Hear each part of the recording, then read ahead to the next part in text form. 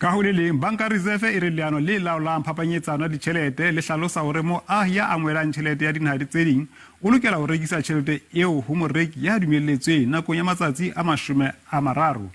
Sena se etsahala nakong ena eo maAfrika Borwa a batlang dikarabo ka dimilione tsa tjhelete ya matjhaba e utlwahalang e ne utswi polasi ya mopresidente ka 2020. Ditsebi di re mopresidente le sepolesa ba lokela ho hlalosa mabapi le taba ena ha Banka Resefe yona e re ho ba le tjhelete e kalo ya dinaha disele e sa tsebahatswang ha ho ya dumellwa.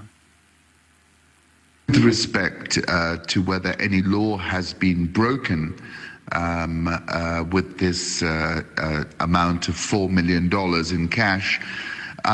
Look, there are no laws. This is not governed by investment abroad. It's not governed by a travel allowance. So the issue is, where is the origin of this $4 million? The president of the country has some explanation to do, and in fact, plausible justification to make in explaining to the nation and to authorities why, in his private capacity or as part of a commercial transaction, such an amount of money in foreign currency, hard cash, was found at his farm.